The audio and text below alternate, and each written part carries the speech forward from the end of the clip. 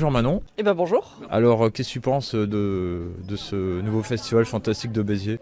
Eh ben toujours aussi chouette. Franchement, toujours très contente de venir parce que l'orga est chouette, il y a une très bonne ambiance, les exposants sont cool, donc toujours très contente de venir. Quelles sont tes nouvelles créations par rapport à l'année dernière? Alors j'ai plein de nouveautés, surtout dans les illustrations. J'ai fait toute une série d'illustrations l'an dernier, notamment toutes celles qui sont sur le devant ici. J'ai aussi les chaussettes qui sont nouvelles. Et j'ai fait des casquettes et un puzzle, donc beaucoup de choses avec des petits charroux. C'est un petit peu le thème de cette année, les petits charroux tout ronds. Donc j'ai beaucoup joué autour de ça, voilà.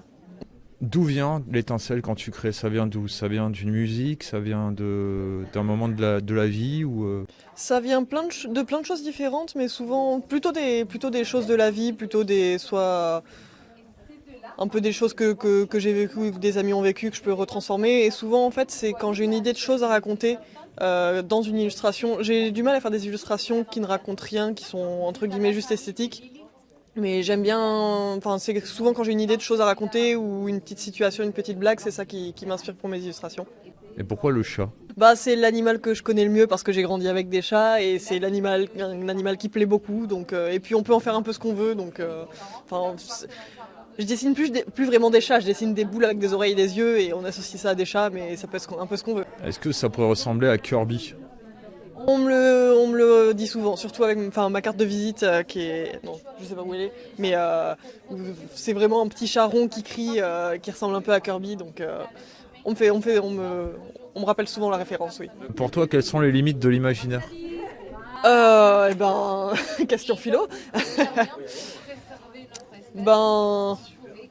Les compétences techniques et ce qu'on sait faire de ce qu'on connaît avec notre cerveau, les assemblages qu'on peut faire d'idées qu'on connaît et l'imagination, ce genre de choses. Qu'est-ce que tu penses de l'IA dans l'art? C'est la question de l'année. Pas fan de la manière dont c'est utilisé aujourd'hui. L'IA en tant qu'outil, pourquoi pas, mais là, la manière dont on l'utilise, le fait de l'utiliser pour faire des choses finies et les vendre, je suis pas fan. Et en fait, je suis juste pas fan du principe de que ça soit, le fait que ça utilise des images sans le consentement des auteurs, que ça respecte pas les copyrights, tout ça c'est un problème selon moi. Et si l'IA respectait le copyright qui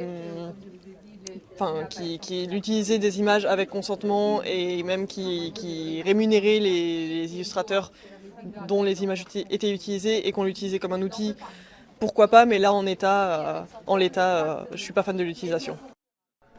Quels sont tes projets par exemple d'illustration ou Pas plus de projets concrets pour l'instant, à part continuer à faire des illustrations, essayer de pousser mon univers, pousser un style graphique vers quelque chose qui me plaît plus, et sinon continuer de produire, continuer de trouver des choses qui me plaisent, qui plaisent aux gens et les proposer à tout le monde.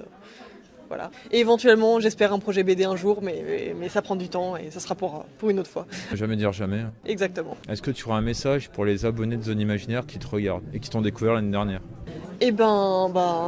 Déjà, merci de venir ici, merci de faire vivre les petits salons et faire vivre les petits créateurs.